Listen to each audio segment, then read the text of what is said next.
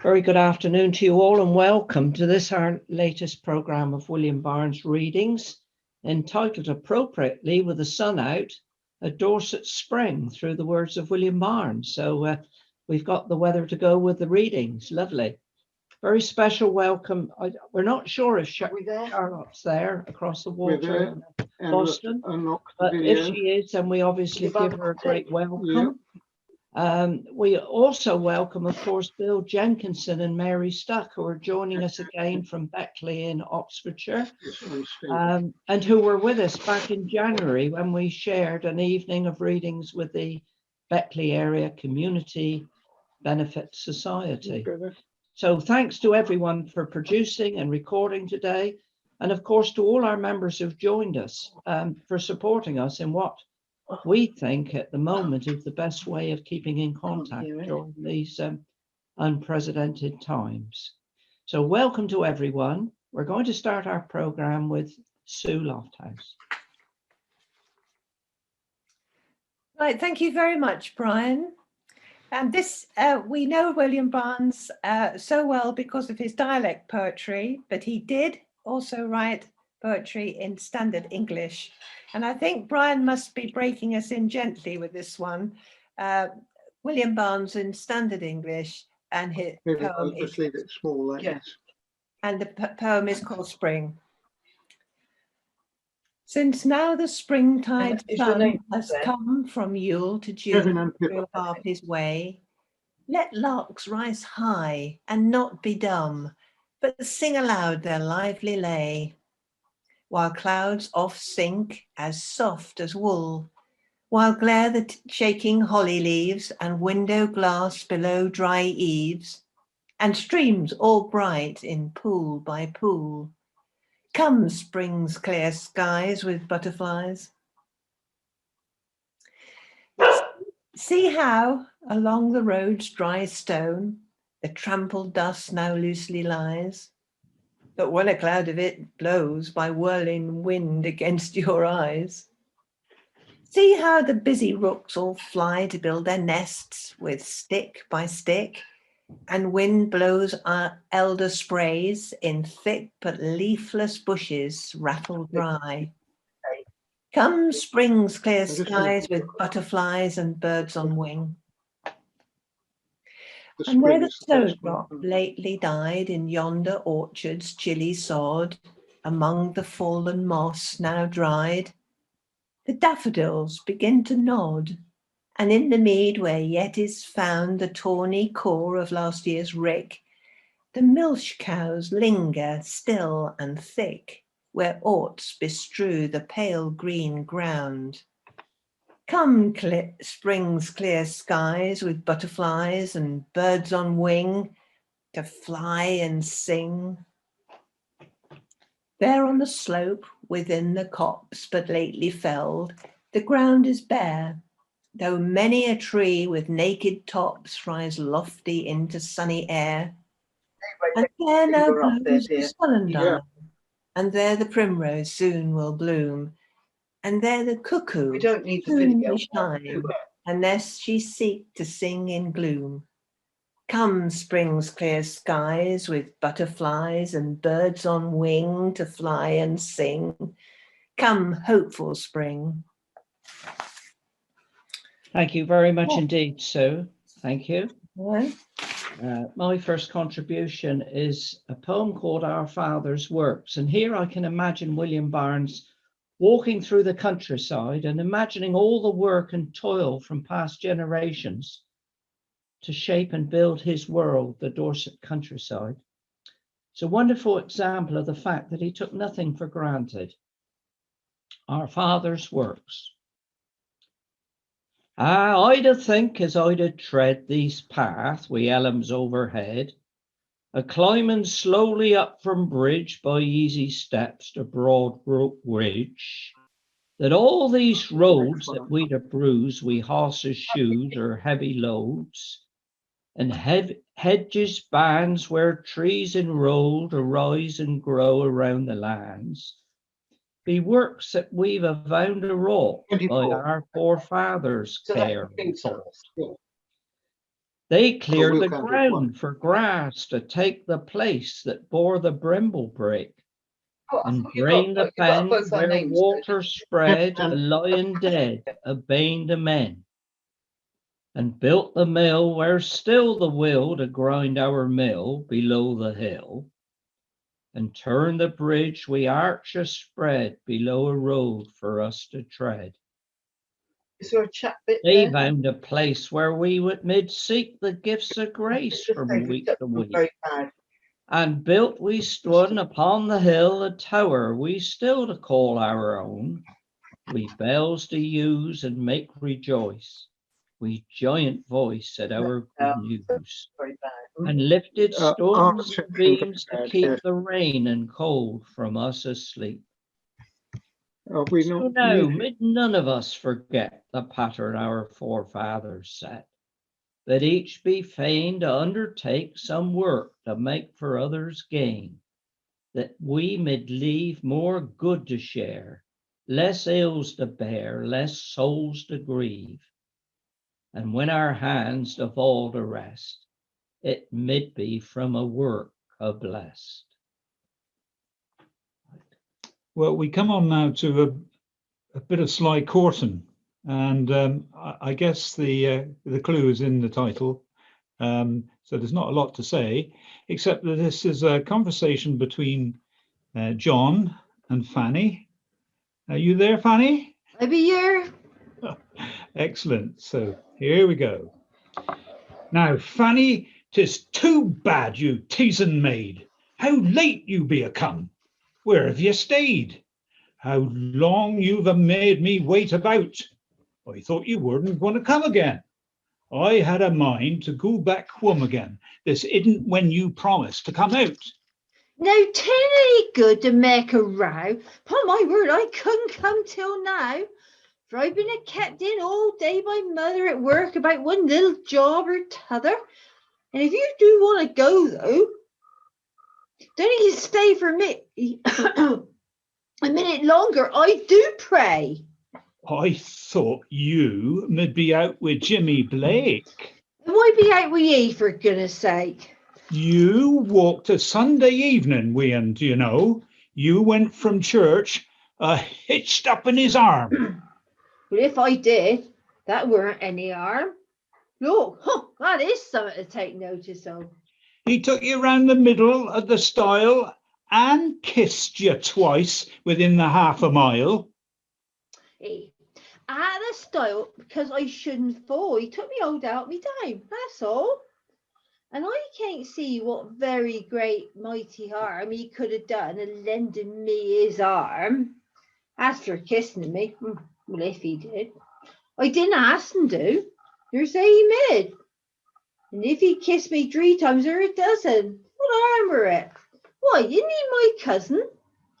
And I can't see then what there is amiss in Cousin Jem. Just give me a kiss. Well, he shan't kiss you then. You shan't be kissed by his girt ugly chops, lanky hound. If I'd a zeein, I'll just ring up my fist and knock him down. I'll squat his girt pug nose if I don't miss him. I'll warn I'll spoil his pretty lips for kissing. Well, John, I'm sure I little thought to find that you had ever such a jealous mind. What then? I suppose I must be a dummy and mustn't go about nor wag my tongue to any soul, if he's a man and young. Or else you'd work yourself up mad with passion and talk again vocal thrashing and breaking bones and beating heads to pummy. If you've got such jealous ways about it, I'm sure I'd be better off without it. Well, if Girt Jemmy have won your heart, we'd better break the courtship off and part. Eh? Won my heart? There, John, don't talk such stuff. Don't talk no more, for you've said enough. If I'd have liked another more than you, I'm sure I shouldn't come to meet ye so. For I've told to father many a story and took a mutt of mother many a scolding for ye. But 'twill be over now, for you shan't see me, How will you no more to pick a quarrel with me? Oh, well, Fanny, I won't say no more, my dear. Let's make it up. Come, wipe off their tear. Let's go and sit atop of this here stile and rest and look about a little while. Now go away, you crabbed, jealous chap. You shan't kiss me. You shan't. I'll give you a slap. Then you look smiling. Don't you pout and toss your head so much and look so very cross? Now, John, don't squeeze me round the middle so. I won't stop here no longer if you do. Why, John, be quiet, will he? Fie upon it. See how you rumpled up me bonnet? Mother'd see it if I'm at home and gi'd guess directly how it come. Then don't you say that I be jealous, Fanny. I will, for you be jealous, Master Johnny. Here, there's someone coming down the ground towards the stile. Who is it? Come, get down. I must run home. Upon my word then, now, if I do stay, they'll kick up such a row. Good night. Can't stay now. Oh, then good night, Fanny. Come out a bit tomorrow evening, can he? Maybe.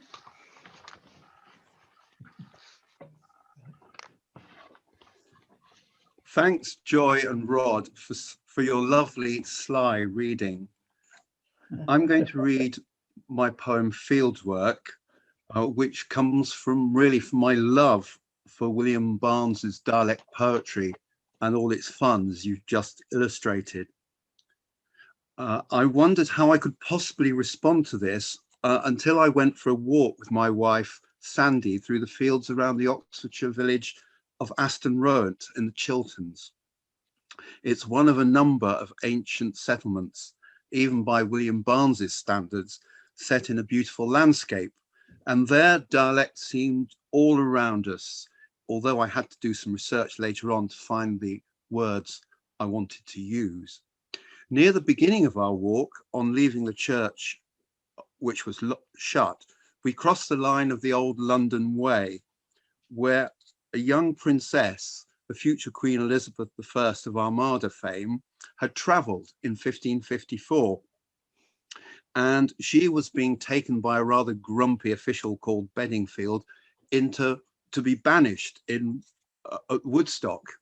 And John Fox wrote about all this in his Acts and Monuments, his Book of Martyrs, published in 1563. It led to a fashion for a kind of devout tourism to sites including Woodstock, where Elizabeth had helpfully left some verses scratched on a window pane. And the rebellious people of Ashdown, especially the young ones, had of course made their unhappiness about all this plain to officialdom, with the usual results. So you'll find all this in the poem, Fieldwork.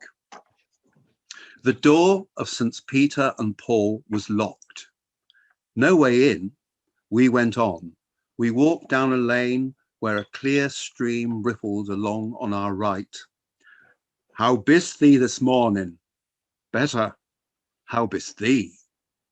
30 years earlier, our guidebook said, in damp ground stood willows, pollarded for fodder and fuel, gone now. Snaggly cover, replanted to the right. We reached Five Ways, where the path crossed the old London Way, where Princess Elizabeth passed by the other day, escorted to ramshackle Woodstock. Fox researched it for Martyrs, no detail spared. Tourists came from far and wide, the high point a window where she had scratched confinement verse. Her grumpy guard Bedingfield raged when young men from Ashdown rang church bells in her honour. They were threatened with any maids who showed spirit. Come back, G up, what back? The track ran ahead, raised above fields on unseen metalling, firm footing in the rain for numberless years, so people could use it to go to their prayers. The Chiltern hills fill the horizon, beaches carry their first spring colours. Stoken Church Tower stands on the crest, transmission lines hang over the fields. Above, 2 biplanes loop the loop, while we delight in the warm spring sun. The sky depths are empty, no crisscross of contrails windblown from big aircraft. Dinks, Fettle, Keckandid, Lapham. Later the surface is broken and mudded, cut by quad bikes taking feed to a hen coop. The old market drove road, useless for walking. Forest, lash horse, body horse, villa. We kept the hedge lines, limed with hoar blossom, sprinkled with violets, the sun high in our faces, as we felt our way forwards for the lower Icknield Way, still a wide thoroughfare for walkers and horses, Mahmoud, Nublins, Painches, Yalla. Thank you. And now I hand you on to John Blackmore for Blackmore Maidens. Thank you very much, Bill. It's a beautiful poem. I'm going to perform for you now a poem by William Barnes about the women folk of the Blackmore Vale, which is a place where Barnes was born. Now, it's not the most politically correct poem by today's standards, but it features some very, very beautiful springtime imagery. It is a poem that Ralph Vaughan Williams set to music before me. But I've tried to be perhaps a little more sensitive in the way that I've arranged it.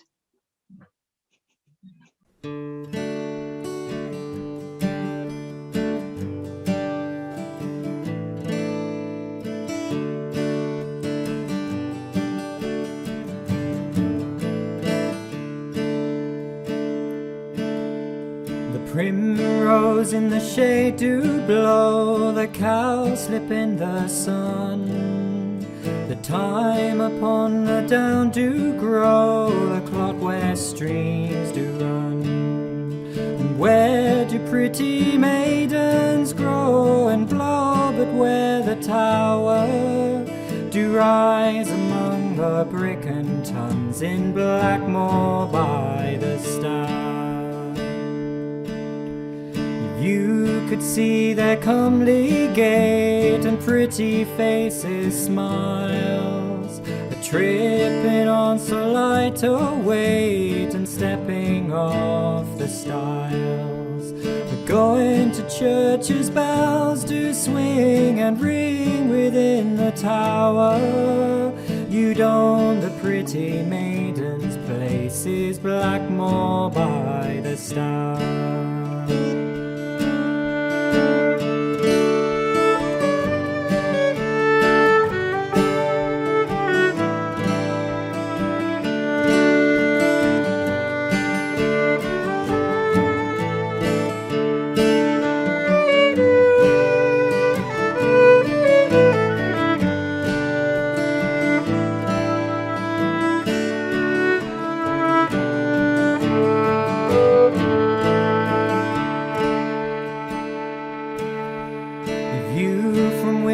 Took your road to Stour or Palador, and all the farmers' houses showed their daughters at the door.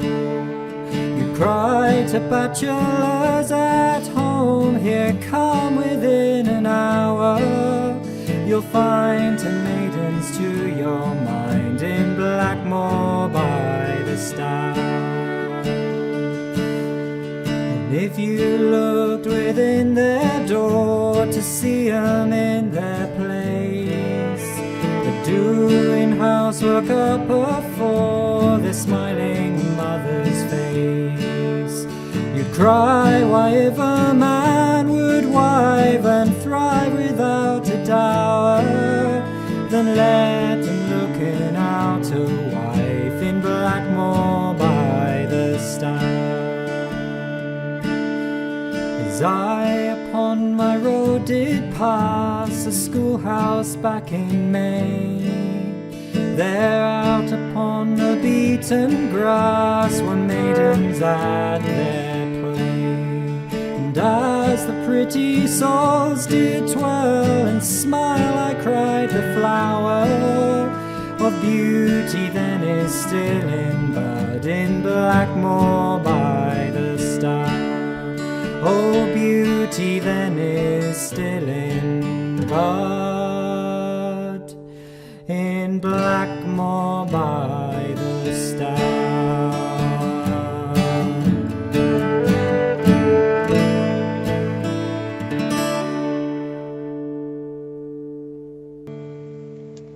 Thank you. Thank you. Thank you, John. That was beautiful. And now I'd like to read the wonderfully observational poem of Barnes, The Lark. As I, below the morning sky, were out a working in the lieu of black stem thorns, a springing high, afore the world bound in blue, a raking under woak tree boughs, the oats are left behind be cows.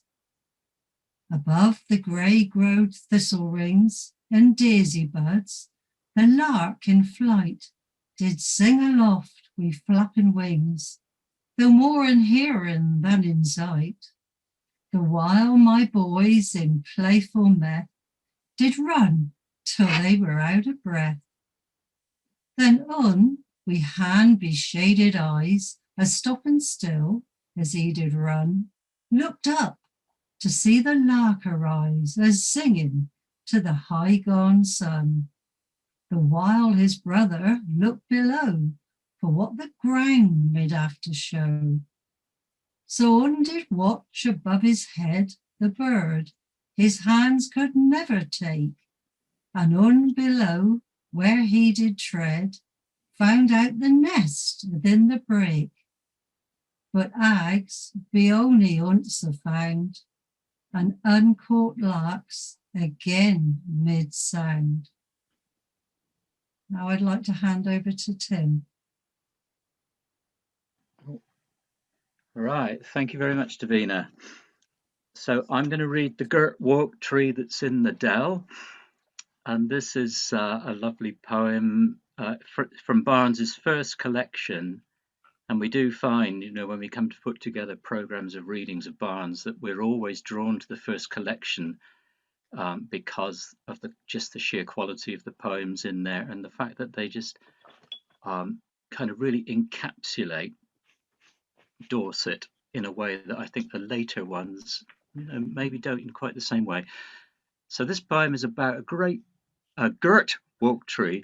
First verse is just a childhood memory of the tree, really. So this tree has been with this person all his life. Later on, it becomes the place where he courts a girl who, in an affair that never comes to fruition. And then last of all, the poem broadens out in the most extraordinary way, and it becomes a great expression of love for the country, really. And thinking about this last verse, it mentions that the tree gets built into the ships, into the planks of a ship to sail on the tide. And this is in the 1840s when the Royal Navy was still effectively using the same kind of warships that they had at Trafalgar. So that's where the old Girt Woak Tree is going to end up. The Girt Woak Tree that's in the Dell. There's no tree I'd a loved so well. For times and times, when I were young, I've there a climbed, and there a swung, and picked the acorns green, a shed in wrestling storms from his broad head. And down below's the cloty brook, where I did fish wi' line and hook, and beat in playsome dips and swims the foamy stream wi' white-skinned limbs. And there my mother nimbly shot her knitting needles, as she zot at evening down below the wide Woak's head, with feyther at her side. And I've a play with many's a boy that's now a man and gone away. So I'd a liked no tree so well's the Girt Woak Tree that's in the Dell.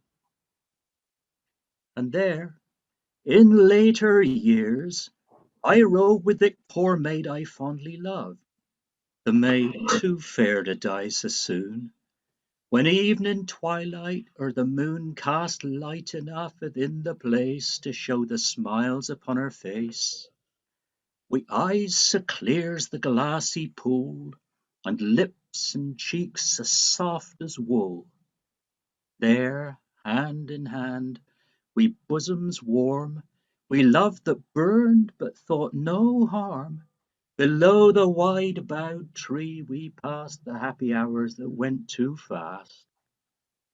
And though she'll never be my wife, she's still my leading star of life. She've gone, and she've a left to me her memory in the Girt Woak Tree. So I'd a love no tree so well's the Girt Woak Tree that's in the dell. And oh, mid never axe nor hook be bought to spoil his stately look, nor ever round his ribby sides mid cattle rub their hairy hides, nor pigs rout up his turf, but keep his lonesome shade for harmless sheep, and let 'en grow, let 'en spread, and let 'en live when I be dead. But oh, if men should come and fell the Girt Woak Tree that's in the dell, and build his planks within the side of some girt ship to plough the tide, then life or death, I'll go to sea a-sailing with the Girt Woak Tree, and I upon his planks would stand and die, a-fighting for the land so dear, the land so free, the land that bore the Girt Woak Tree. For I'd a love no tree so well as the Girt Woak Tree that's in the dell. Nice. Thank you very much indeed, Tim. And Tim and myself are now going to share one of Barnes' eclogues with you. This is called the Lotments, and it covers that period of when the Enclosure Act was coming into force throughout the country. And Barnes was very perturbed because, of course, a lot of poor people relied on their bit of land to produce their vegetables, possibly their milk, their eggs, even their meat. And he could see that the screw of poverty was being turned even tighter by the aristocracy. So this is the allotments. And Tim is the character called John, and I should be Richard. Yeah, so you're busy digging in your allotment, Brian, aren't you? I certainly am, with back aching. So you be in your ground then, I do see, a-working and singing like a bee. How do it answer? What do we think about it? Do we think 'tis better wi' it than without it? A-reckoning rent and time and seed to stock it? Do we think that you be anything in pocket? Oh, 'tis a goodish help to one, I'm sure of. If I had not got it, my poor buns would have ached a cracking stones upon the road. I wish I had some more of. I wish the girt ones had got the grace to let out land like this in our place. But I do fear there'll never be none for us, and I can't tell whatever we shall do. We be almost starving, and we'd go to America if we had enough to car us. Why, 'twere the good squire, you know, a worthy man that thus brought to our place a plan. He said he'd let a few odd acres of land out to us poor labouring men. And faith, he had enough of takers for that and twice so much again. So I took some here near my hovel to exercise my spade and shovel. And what we dung in, digging up and seeding, a thinning, cleaning, hoeing up and weeding, I and the biggest children too, to always find some useful jobs to do. Aye, wi' a bit of ground, if one got any, one's boys can soon get out and earn a penny. And then, by working, they do learn the faster the way to do things when they have a master. for one must know a deal about the land before one's fit to lend a useful hand in garden or a field upon a farm. And then the work to keep out of harm. For folks that don't do nothing will soon be found doing worse than nothing, I'll be bound. Yeah. But as for me, they say, with each your bit of land, why, I have everything almost. For I can fatten foals for the spit, or sell a good fat goose or two to roast, and have my beans and teddies, greens and grass, or bit of wheat, or such my happy fate is that I can keep a little cow or ass and a few pigs to eat the little titties. And when your pigs are fatted pretty well with taties or with barley and some bran, why, you've a got some vlitches for to sell, or hang in chimney corner if you can. Ah, aye, that's the thing. And when the pig to die, we got a lot of offal for to fry, and netlings for to boil, or put the blood in and make a meal or two of good black pudding. Oh, I keep myself from parish, I'll be bound, if I could get a little patch of ground. That was lovely, Tim and Brian. Very touching eclogue. I'd now like to read Easter Zunday, which conjures up such lovely images of Easter's past. Last Easter, Jim put on his blue frock coat, the first time for new, with yellow buttons all a brass that glittered in the sun like glass, and poked within the buttonhole a tutty he'd a begged or stole.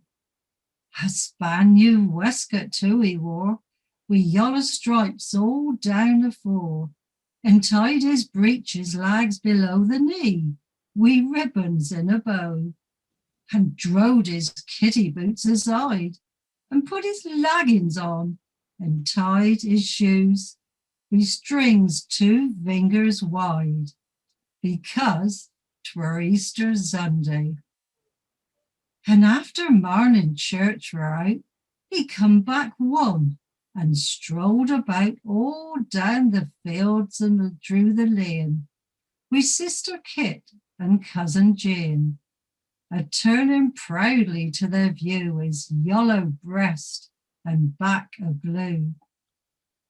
The lambs did play, the grounds were green, the trees did bud and the sun did sheen, the lark did sing below the sky, and roads were all a-blown so dry, as if the summer were begun. And he had such a bit of fun, he made the maidens squeal and run, because 'twere Easter Zunday. Now I'd like to hand over to Mary. Thank you, Devina. I'm going to read a poem called Seasons and Times. A while in the dead of the winter, the wind hurries keen through the sunshine, but finds no more leaves that may linger on tree boughs to strew on the ground. Long streaks of bright snowdrift, bank shaded, yet lie on the slopes under hedges, but still all the road out to Thorndon would not wet a shoe on the ground. The days, though the cold seems to strengthen, outlengthen their span, and the evening seeks later and later its westing to cast its dim hue on the ground, till tree heads shall thicken their shadow with leaves of a glittering greenness, and daisies shall fold up their blossoms at evening in dew on the ground.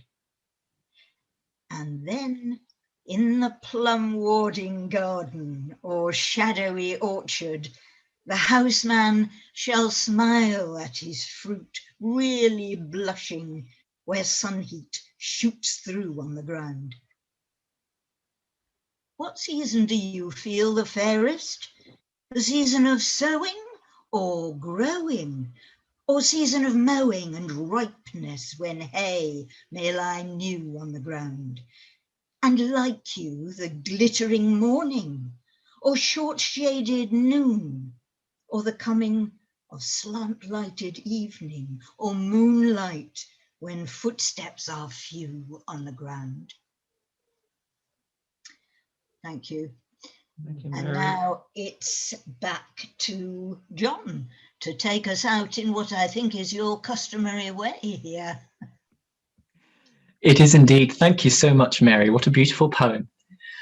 I'm going to sing, as in time-honoured fashion, Linden Lee.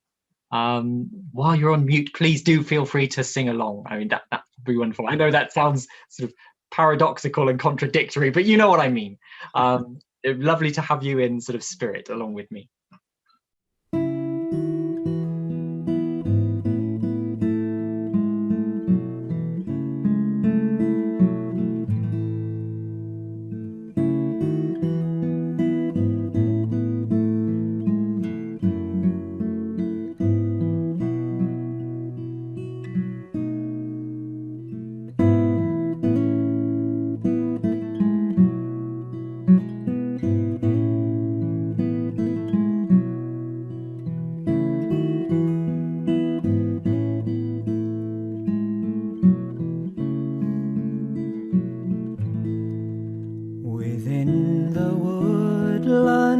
Flowery gladed by the oak tree's mossy moot, the sheening grass blades timber shaded now do quiver underfoot, and birds do whistle overhead, and water's bubbling in its bed. There for me the apple tree do lean down low in Linden Lee.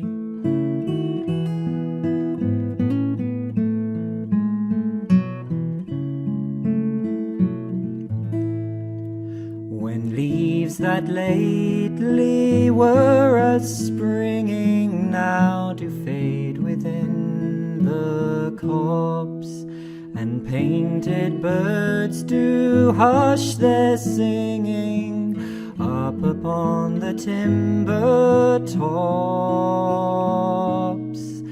and brown-leaved fruits are turning red in cloudless sunshine overhead. With fruit for me the apple tree do lean down low in Linden Lee.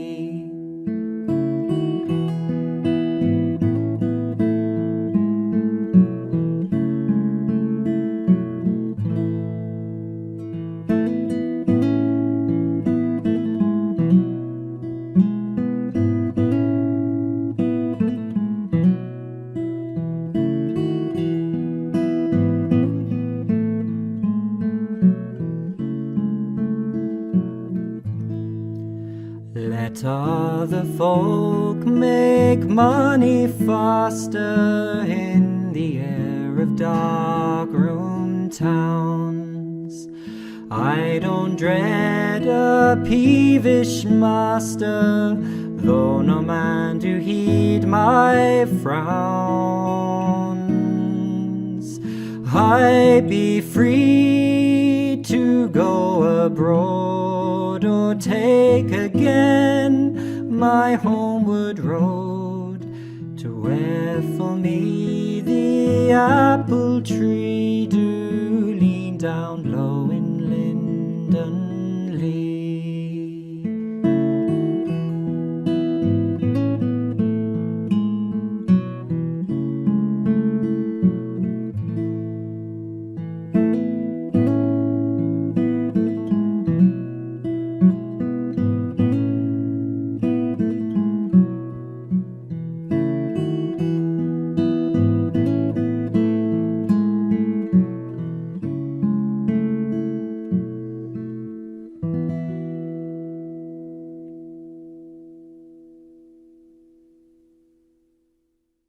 Thank you very much. Thank you, John. Yes. Well, thank you, everyone. And I think we can either unmute or at least give our appreciation to all the readers and performers. Thank you all very much. Thank you, Very, Jane. very well done. Very good. Thank you, Jane, for organising it. Thank Yes. you. Jane. Thank you, Jane. My pleasure. Thank you, Jane. Brian, any last words before we depart? Well, it's lovely to see everyone again. It doesn't seem that long ago that we all met up with our Beckley friends. Was it end of January, wasn't it? Yeah, so mid-January.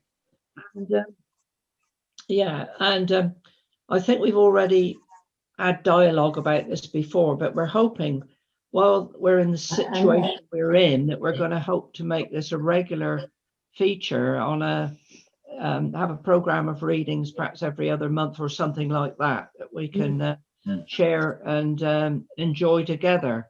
And it's lovely to see so many members that have come on to watch this performance, and we hope the numbers will swell again next time. And who knows, it may be the way that we operate going forward to some degree.